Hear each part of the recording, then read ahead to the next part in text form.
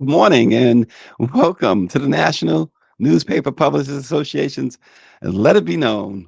It is Wednesday. So yesterday we saw Power 96 counting down already to Friday. So we're another day closer to Friday. Well, this morning, a judge has awarded $23 million to a black former St. Louis undercover police officer who was beaten viciously by his own colleagues in 2017 during a protest in 2017. We'll talk about that this morning. And a Gallup survey shows that Black Americans are more concerned about pollution than anyone else. And Nike is under fire for its design of the U.S. women's track and field uniforms for the 2024 Olympics. And the women have a great deal to be upset about with this. And hundreds of taxpayers turned away in Atlanta as the tax deadline approaches after they received notice to come down to the tax office for assistance. And what a disaster down there. Also, and I'm sure my man Power 96 is going to get a kick out of this. Sometimes you have to make fun of yourself or your loved ones. And in this case, the New York Knicks. And what amounted to an epic fail when LeBron James, remember when LeBron James famously hit free agency for the first time in 2010? And he eventually made the quote, the decision. Well, several teams, including the Knicks, pitched LeBron James on playing for them, but my Knicks pitch was a tad bizarre. And I remember hearing rumors about it back then. But now the video of the pitch has been released and it includes a list of celebrities and heavy hitters, including yeah, pre-president Donald Trump. But that's not the worst of the pitch. How about a Sopranos reunion? We'll talk about that as well. But first, a couple of things this morning. Of course, we know that the WNBA draft happened Monday, and there's a lot of course, as you expect, talk about the salary disparities between the WNBA and the NBA. We ran through that before. People have strong opinions about it, um, and so do I. I mean, I don't say they strong. I just have thoughts on it. One way that, in a positive way, believe it or not. I mean, if I'm you know one of the athletes, one of the female athletes, I know I can't put myself in their shoes, but um, they're gonna play 4 months of basketball, and I'm not comparing. Well, I am comparing. Um, they in the 4 months they're going to be paid. These are 21, 20, 20, 20, 21, 22-year old young ladies. Going to be paid about, on average, 80 some odd $90,000 a year. And that's the first contract, the first 4 years. They will be provided um, a car, they will be provided an apartment. And so the total um, compensation, depending on where you live, is going to be uh, probably about $200,000. It's not NBA money by any stretch of the imagination. And all I will say about that is yes, indeed. If you're going to compare them to the NBA, they are grossly, the WNBA is grossly underpaid, embarrassingly underpaid.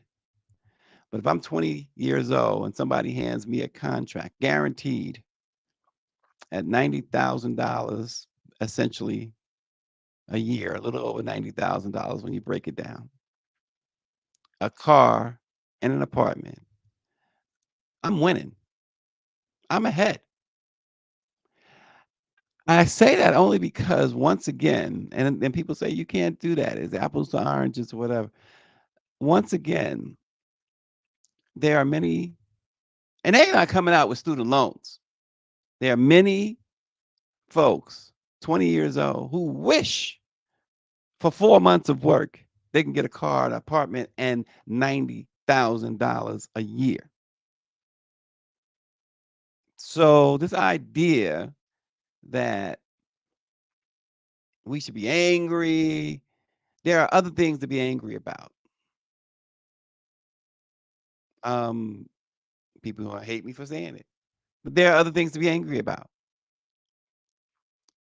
Uh, Angel Reese and Caitlin Clark and others are making uh, and will make millions of dollars in and endorsements and other deals. But I'm not going to. I'm not going to s- like protest that these 20, 21, 22 years old are making 90 something $1,000, getting a car and an apartment, because I know they're going to be making a whole lot more than just that. And at some point, yes, the NBA, I mean, WNBA has to do better. And maybe that point people believe it is now. And maybe now, with all the attention, because of the Angel Reeses and the Caitlin Clarks, etc., maybe now some of these sponsors, because more and more now, more and more they are becoming detached from the NBA. The NBA is they're uh, private owners. And no, what I'm saying, I would say the same thing if they were men. No, that's not true. I believe that the NBA players who come out of college like that, I would not have a problem if that salary structure was the same. Would not have a problem whatsoever. Once again, these are 20, 21, 22. They don't have student loan debt. They got a free education ride. Yes, when I say free education ride, it's no disparagement because they provided so much income to their schools. They deserved it and more. But I'm not going. There are too many other things. How about let's protest the fact that uh, teachers are underpaid, garbage men are underpaid. Let's protest that stuff. If we want to make a fuss, is what all I'm saying. These young ladies, the good thing about one of the great things about this particular class of 2024 with Angel and the young lady from South Carolina who was drafted with her Chicago, these are very intelligent, business minded young ladies who are going to turn that WNBA around. They're going to make other money. Angel's already killing it. And I dare say in a couple of years, that pay disparity between the WNBA and NBA is going to start to shrink because more people tune into the Final Four, more people turn into the women's finals, and the draft got more views than m- almost all the previous drafts combined. People are now attuned to the great sport of women's basketball. And Power 96 says, I have no sympathy for a professional athlete when it comes to money. Tell him or her to come live off my retired military salary. Then we can talk. I served 20 years and I received pennies. And that's how some people feel. And yes, I believe I can't speak for that man down in Louisiana, but I believe he feels the same way about men. I could care less about what athletes and entertainers make. And people put them on pedestals. I don't. Far as I'm concerned, it wouldn't bother me if they were paying Denzel Washington $15 an hour. It would not bother me one bit. But nonetheless, big ups to women's basketball because very soon now with this crop. I do believe that there is going to be a reckoning when it comes to salary. I think they are going to be um, the driving force behind changing everything with the WNBA. Serena Williams talked about buying a franchise. Says she would like to buy a franchise. You can get more independent people, and more have. Like I said, they're now less dependent on the NBA than they have ever been. The NBA is less involved than it's ever been in the WNBA. The television money will now start to flow in the NBA because of the draw that is Angel Reese, that is Caitlin Clark. And they have already, she's still every day, Caitlin Clark is on the front of CNN's um, coverage in front of NBC's. So they are pushing her, of course. Of course, they're pushing her, but they're pushing her and they're riding this wave. They're talking to her like she is already a professional legend. They're talking to like people who grew up with her. They're having them on their programs and things like that. Her high school teacher, a high school basketball coach, was on ESPN. So the proverbial worm is changing. I'm not hating on them on because their salaries or whatever. I'm not mad at their salaries. Not mad at nobody's salary. That's your salary. That's what you agreed to. And look, obviously Caitlin Clark is not hurting for cash. Ice Cube offered her $5 million to shoot a couple of threes in the big three. Play what they play 8 games. So if she was hurting for cash, she would have taken that 5 million. Another note, real quick, is the Reverend Freddie Haynes III abruptly resigned as the president and CEO of the Rainbow Push Coalition, Jesse Jackson's group. Suddenly, Um, I submitted my resignation as president and CEO because I felt it necessary in light of the huge challenges faced by our community, in light of the challenges faced by this nation and world during this consequential year. Dr. Haynes also released this statement. I spent 6 years in Chicago. I know a number of different people. Calls are out. I've already talked to a number of different folks involved. And here's what you have here. And everyone knows this. And this is not breaking news. The reality is Rainbow Push Coalition is all Reverend Jesse Jackson Sr. The idea that Reverend Jackson was going to step aside, not going to happen. And so this is really a fundamental question that Reverend Jackson has to answer, his family has to answer, and the Rainbow Push Board of Directors has to answer, because the reality is he makes the call, not the board. They're going to have to make a decision, and that is, how do you want to truly honor the legacy of Reverend Jesse Jackson Sr.? Do you want to have a shell of an organization that has leadership that bends a knee to Reverend Jackson and the family? Or do you want to carry forth Rainbow Push further to the 21st century? Who said? and so that's Roland Martin. From what he gathered, that it sounds like either, as Austin says, Haynes was forced out, or he realized that he had no real power, so he stepped out. Um, he was just installed in January. That's what made it so shocking. And so I guess more will come out. And one of Roland Martin's points too, when it comes to Rainbow, is that the organization, it's a pretty much, as Roland Martin put it, a relic. And they are still doing things that the younger crowd can't get with. And that's a lesson for all of us, right? Isn't that a lesson for um for all organizations, particularly black organizations, to be in tune with what's going on today? The civil rights struggle, well documented, and all the heroes of the civil rights movement deserve their, as they say, their flowers.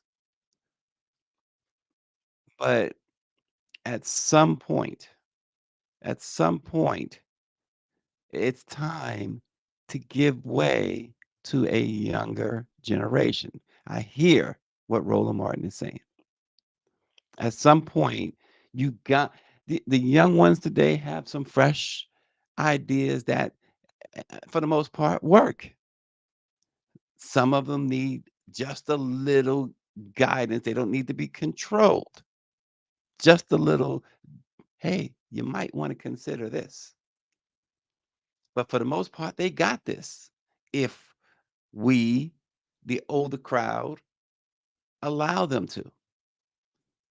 Because just as much as uh, a Jesse Jackson, a Martin Luther King, a Rosa Parks, whomever didn't want to be oppressed and suppressed, the younger people today don't want that either. And so they are working perhaps as hard, if not even harder, based on what we see, what everyone sees coming, to try to make sure that not only that the ship is afloat, but strong. But we get the older crew, the Jesse Jacksons, the Benjamin Chavises, you got to work with them. But you can't control, you can't say your decision is your decision is final and I'm not stepping aside. I'm not giving them that path. So if you're going to hire a Freddie Haynes, you got to let him work. As they say, you got to let him cook. And it appears based again, now listen, um, Roland Martin has folks in Chicago. He has his claws there, his foothold there. We have our sources in Chicago. I spoke briefly with Jesse's right hand man yesterday, and he said he'd get back to me, and Shelley did not get back to me. I'm pretty sure I'll hear from him today because that's what generally happens. Shelley always gets back, Shelley Davis. But what so what Roland is hearing seems to be is that Jesse won't let go. He won't let go. And if there's going to be a future for the Rainbow Push Coalition, Jesse needs to understand, his family, as Roland Martin said, needs to understand that you got to allow a Freddie Haynes to come in there and do his thing. You got to allow someone to come in there and do their thing. Like I said, it goes across the board. Derek Johnson, NAACP, relatively young compared to most. I thought that was a smart move. He has the energy, and he still has that connection to this generation because he's almost a part of this newer generation. And at some point, even here at the National Newspaper Publishers Association, Dr. Chavis will probably, not probably, but at some point, I'm sure he's going to have to decide that it's time. I've done my part because he has. You're going to have to let the young ones cook. And that's where I'll leave it this morning. In news, other news, A St. Louis judge awarded nearly $23.5 million to a former police officer who was beaten by his white colleagues while working undercover during a protest. Luther Hall was badly injured in the 2017 attack during one of several protests that followed the acquittal of Jason Stockley, a former St. Louis police officer, on a murder charge that stemmed from the shooting death of a black man. Now, Hall had previously settled a separate lawsuit with the city for $5 million. In 2022, he sued three former colleagues, Randy Hayes, Dustin Boone, and Christopher Myers, for their roles in the attack. Hayes, he didn't respond to the lawsuit, even though he was served while he was in prison. But the others, the judge issued a default judgment, and Boone and Myers, that case is still pending, that civil case.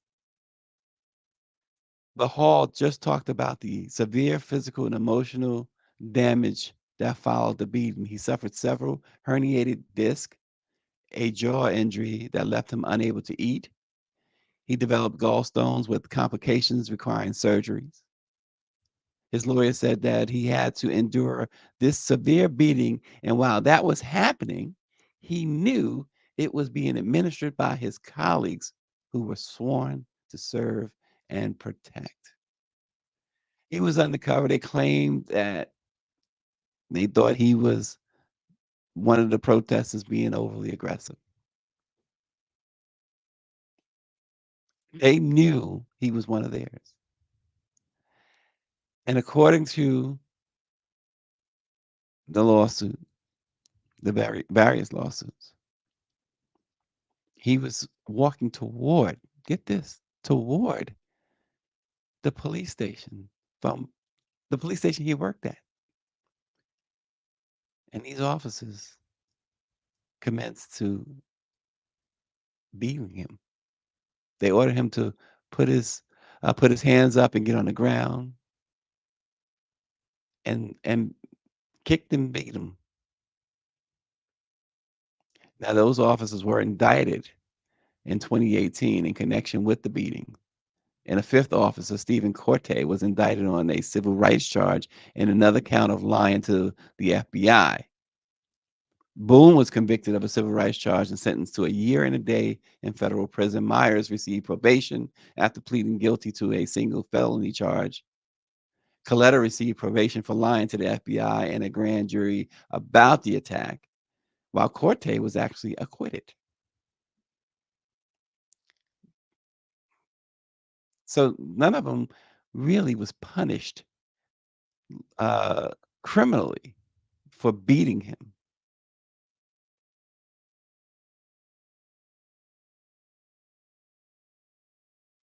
Um, just want to quickly go back before we transition to another news item. Power 96 says that Derek Johnson is one of the few reasons he still deals with the NAACP. And Mike V says this level of dysfunction is not needed in this political climate with apartheid creeping up on us in November.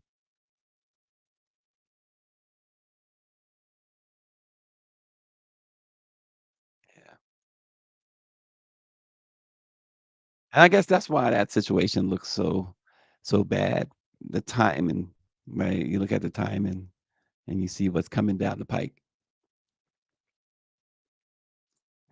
And a quick note, Power 96 says he doesn't believe that there'll be more than one black juror in the Trump trial.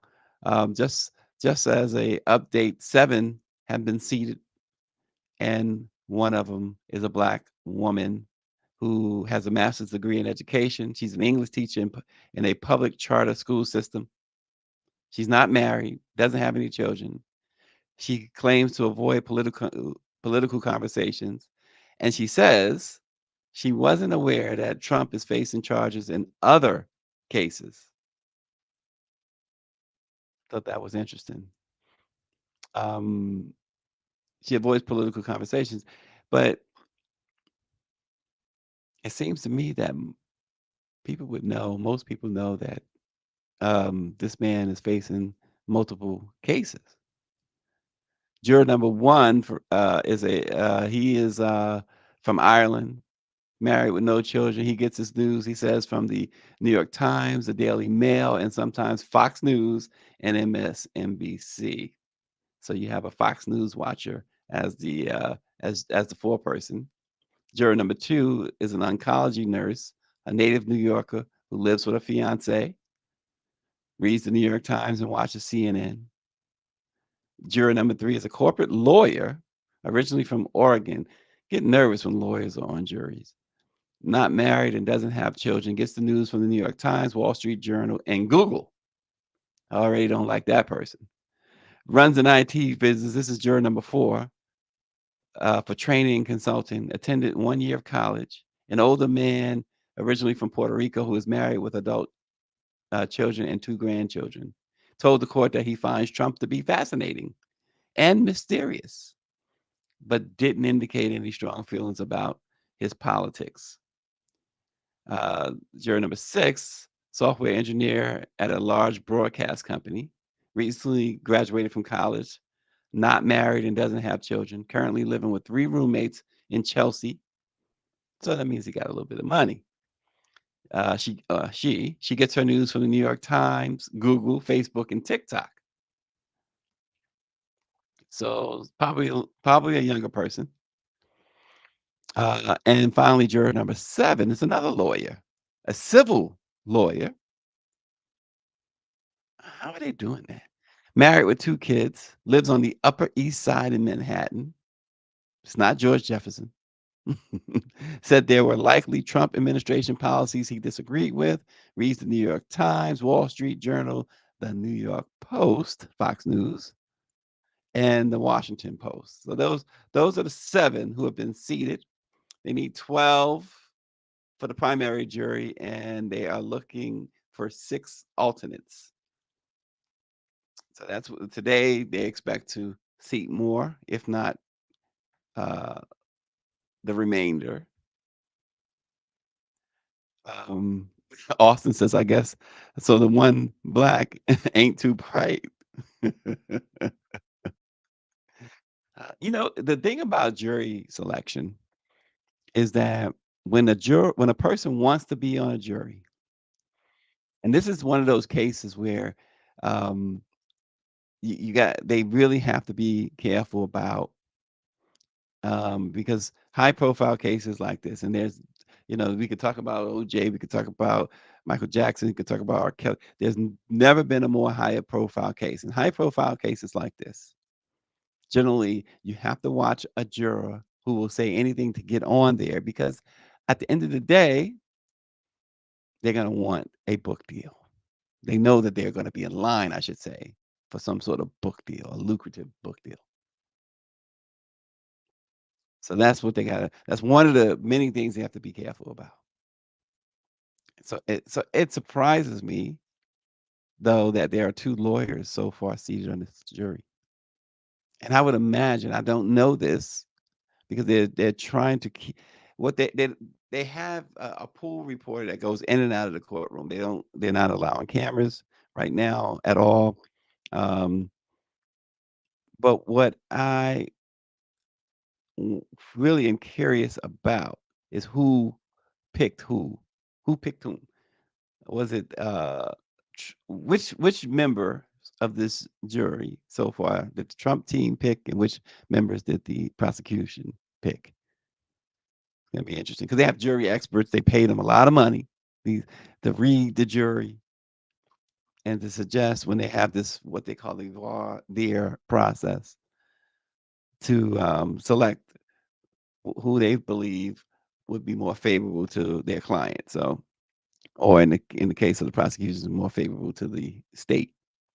So we'll see.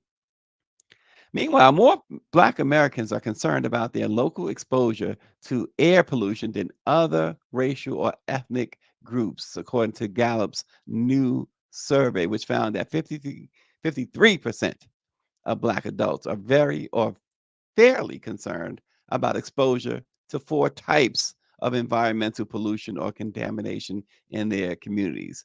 46% of Hispanic adults and 35% of white adults said the same thing. Black Americans also report higher numbers of being concerned about contaminated drinking water. At 46%, Black respondents' concern is 20 percentage points higher than white Americans. 39% of Black adults are concerned about toxic building materials in their communities compared to the national average of 25%. Similarly, 42% of Black adults are concerned about land and soil contamination compared to 37% of Hispanic adults and 26% of white adults. In general, the survey discovered that adults living in urban areas are more likely to express concern about exposure to local pollution threats compared to people living in suburban areas. Gallup noted that racial differences in the survey are not because minority populations are more likely to live in urban areas, but it's really interesting that minorities of all backgrounds have reported a higher levels of concern than white Americans. And of course, Black Americans have the biggest concern. So again, we're talking about environmental issues, pollution, environmental racism, as Dr. Chavis says. Um, and we know that most of these highly contaminated areas are in communities of color.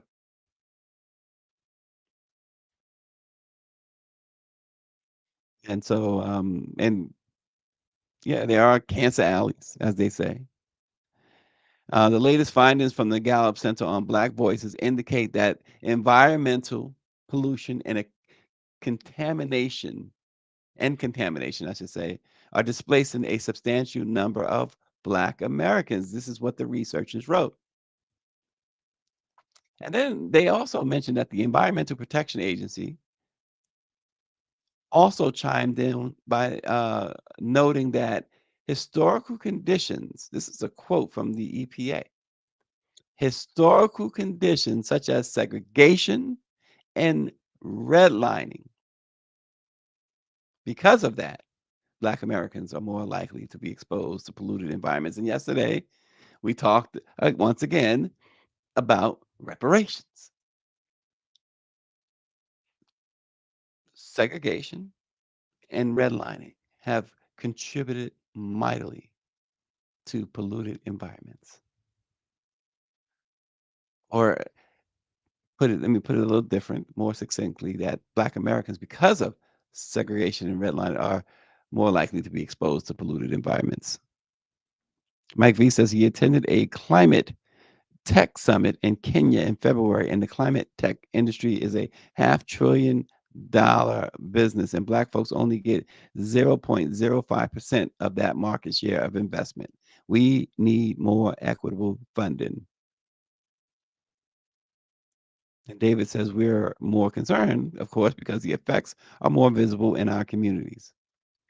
So again, um, when you talk about reparations, there's another marker, but environmental uh, injustice, we've been dealing with that as well forever.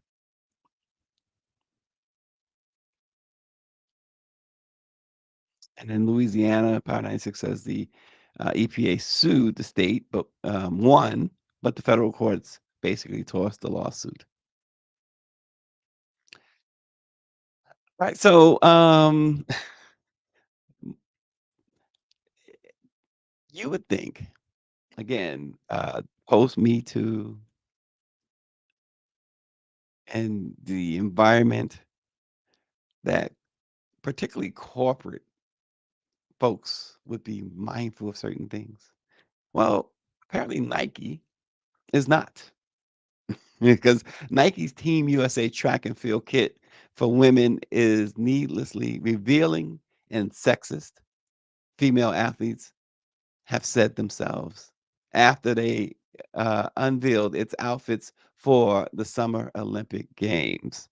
Um, the images, as you see there, and more made public, show a very high cut panty line triggered lots of criticism from several athletes for what they saw as a decision to prioritize skippiness over function. Colleen Quigley, who's a steeplechaser, said they are absolutely not made for performance. Lauren Fleshman, the U.S. national champion in the 5,000 meter in 2006 and 2010, was even more harsh in her criticism. In an Instagram post, she says, I am sorry, but show me one WNBA or NWSL team who would enthusiastically support this kit. This is for Olympic track and field.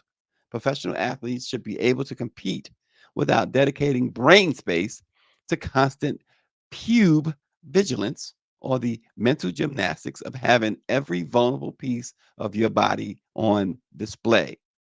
She goes on to say women's kits should be in service to performance mentally and physically. If this outfit was truly beneficial to physical performance, men would wear it. She says this is not an elite athlete kit for track and field. This is a costume born of patriarchal forces that are no longer welcome or needed to get eyes on women's sports. Stop making it harder for half the population. Wow, that was quite a statement. Power 96 Nike went full Freaknik. Tara Davis Woodhull, who is an American who placed sixth in the long jump at the Tokyo Games and took silver at last year's World Championships, reacted.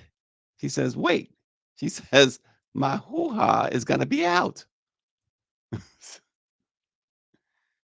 Oh, gosh. And this has been a debate for years about the more revealing outfits for female Olympians, whether it's beach volleyball to gymnastics, because the volleyball thing has been a big issue. Mike V says Freaknik meets the Olympics. He's been hanging out with Power 96. But it's not a laughing matter, though. Um, to outfit the women like this, it makes you, again, like, who is minding the store? Because this has to have go, and this, it's not just a one person thing. From conception to design to manufacturing, this had to pass through many, many decision makers at Nike. And yet, somehow, it was okayed on every level at Nike.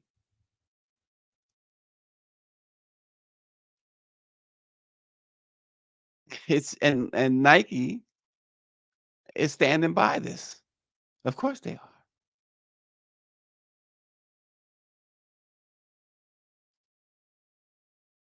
are. Quigley said that Nike should also offer athletes who make the team custom tailoring to ensure the kit fits perfectly. She says, our bodies are all different, and it seems silly to expect us to compete at the highest level of our sport without a properly fit uniform. David Youngblood says, men are minding their own store. That's why we see the outfits we see. I mean, we're talking about competition. We're talking about athletic competition. And something why is anything else on their minds? It's a reflection. People say it's a reflection on Nike. It's a reflection on society as a whole. And again, it's also about the devaluing of women. It continues. It continues. It absolutely continues. The disrespect.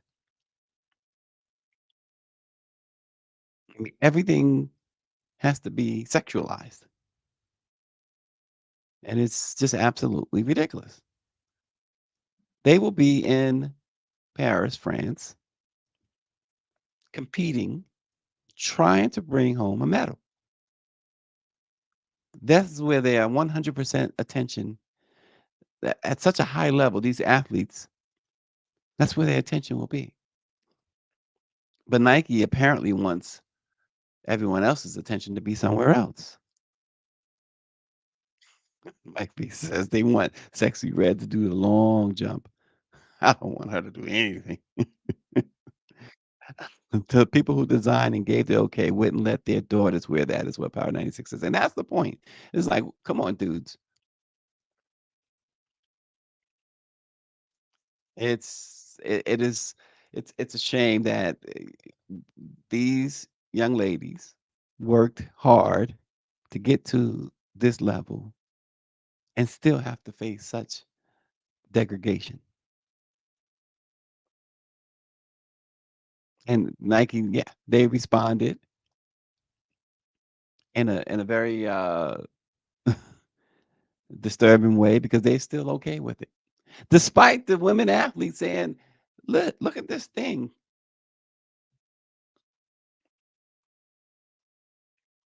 Once again, you people talk about protest. Well, the best way to protest is with your wallet. So maybe not buy Nike. Maybe that might be a choice for some.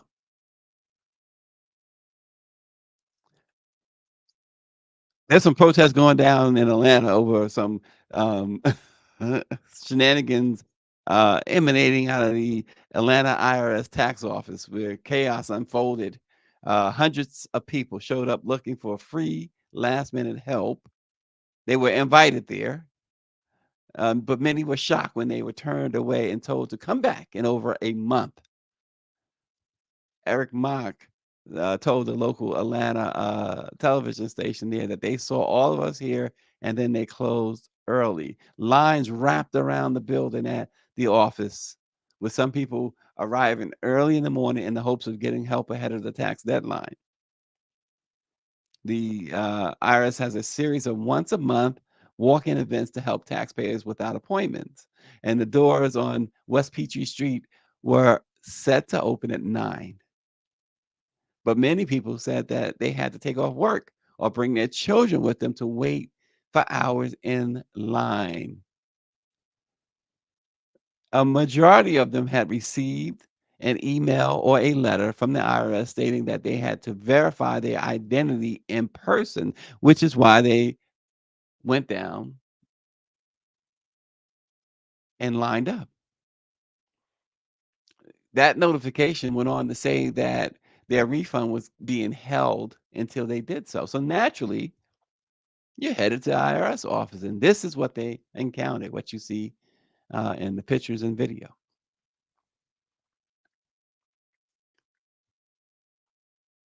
And many of them complained that, yes, it's a very big inconvenience. All the people told, all the people who spoke to local television stations there said they had to have their identity verified in person. This is what they were told by the IRS. And the IRS said they was going to hold this event from 9 to 4. And one of the problems, according to several residents, that while this line wrapped around the corner and was not moving, nobody from the IRS came out to communicate with them to let them know what was going on. And then abruptly they told them they all had to come back on May 18th. That they got to do better in Atlanta. They got to do better. I mean, could you imagine? And notice the makeup, the primary makeup of the crowd. Need we say more? Need we say more? Well, on a lighter note, a much lighter note. So you remember when LeBron James was first a free agent in 2010? And the whole big thing. I mean, he made a mockery of the whole thing anyway. I mean, it was so badly handled by LeBron James and his camp, his free agency. that year. Then ESPN, of course, played right into it. They broadcast the decision as if this was some sort of you know, life altering event for Americans, when it was only a life altering event for LeBron James. But I remember Mike D'Antoni being the Knicks coach. One of there are two Knicks coaches that I despise. Two that I absolutely despise. And Mike D'Antoni is one. Don Nelson is the other. But Mike D'Antoni was the coach, and they kept telling they were the laughing stock. Power 96 loves for me to say that, I'm sure. They were the laughing stock. They thought they cleared all this cap space. They were going to in the position LeBron to New York. I mean, he was coming to Madison Square Garden. It was the biggest thing, and then it wasn't. We know he went on to sign with the Miami Heat. They formed the Big Three, et cetera, et cetera. Won a couple of championships. But rumor abound about the pitch. And there were some people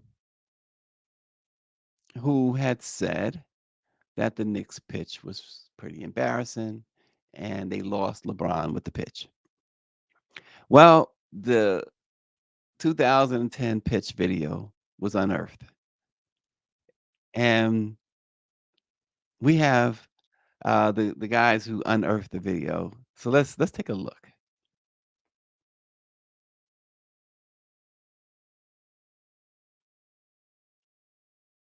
Okay, we gotta rev it up. It's like the old machine. We gotta rev it up. But let me tell you about it as we get it together.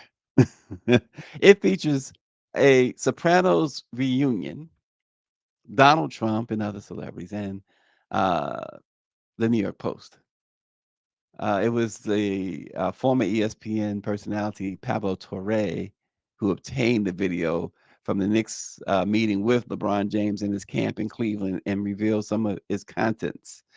His Let me just ask, like, total running time of this video? About 10 minutes. That's so crazy. 10?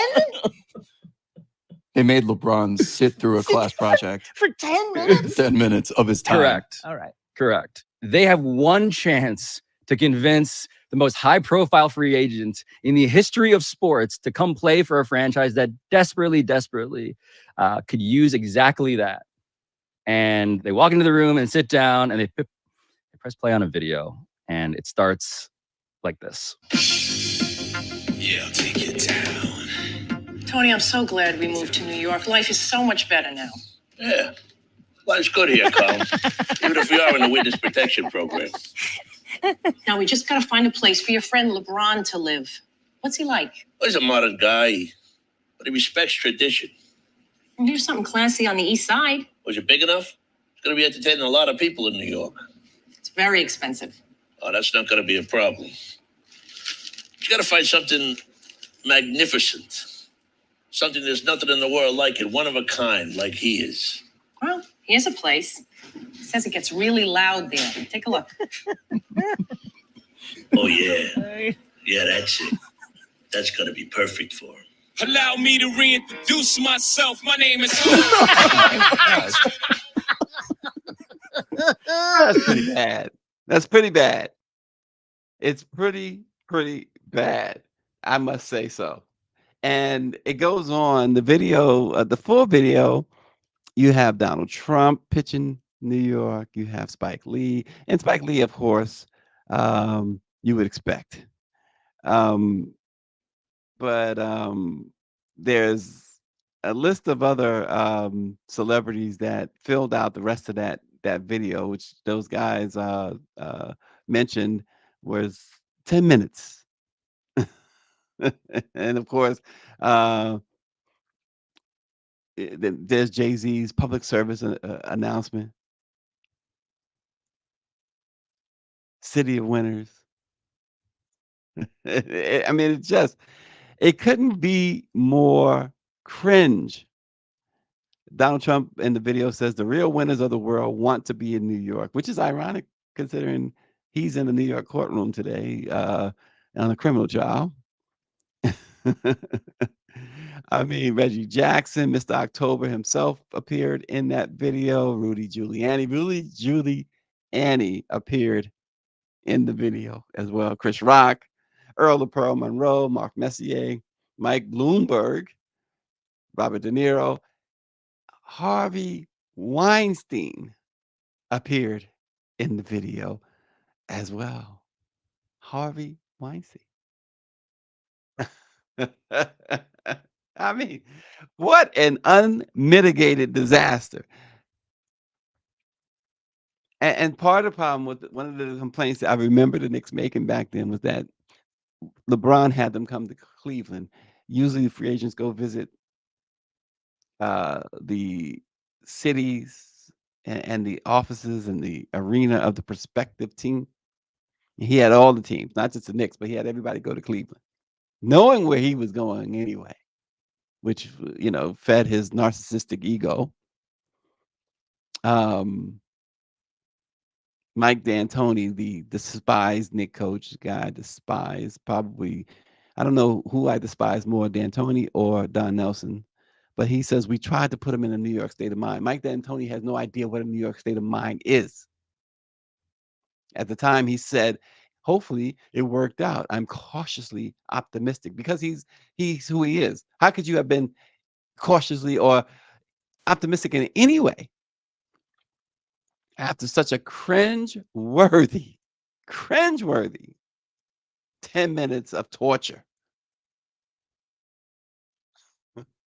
I mean, come on. But proud to say that we are in an entirely different Knicks era. Playoff start this weekend. Yes, Power 96, I will be in my seats at Madison Square Garden come Saturday for game 1, where the opponent will be determined tonight. The Sixers and the Heat will battle out in the play-in game to see who gets to be dismantled by Jalen Brunson's New York Knicks. So, Power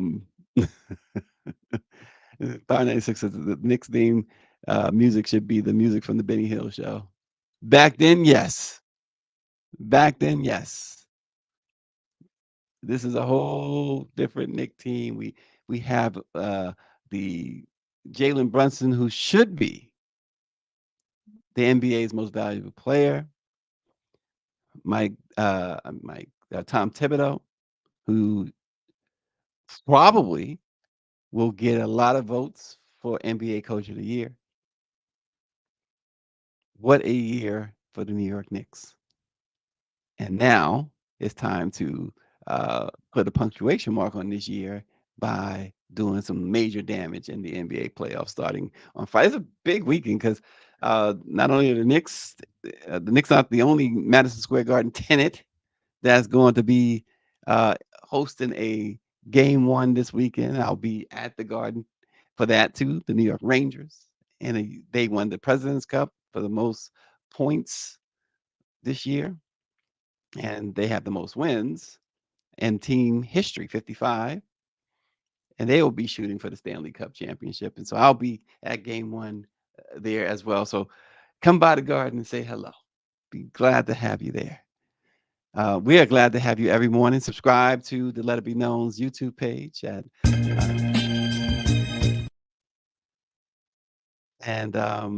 hit the subscribe button, and we will send you a thank you on air. But anyway, we appreciate you, and more news tomorrow. We'll see who else is going to be on that jury, Power 96. We'll see who else, if they'll have a second Black person on that jury. They don't want a repeat of OJ, right? And nonetheless, we will see you tomorrow. Thanks for watching. Let It Be Known.